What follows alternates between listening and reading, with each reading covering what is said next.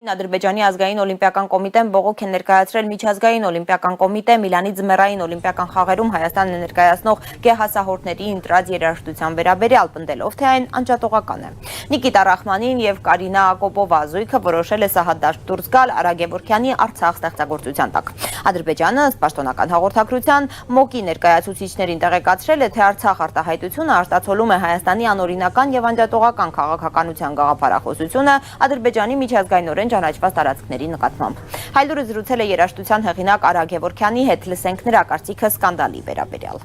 Խանդի տեսարան կա, իմ կարծիքով, առաջ համարում էին իրենցը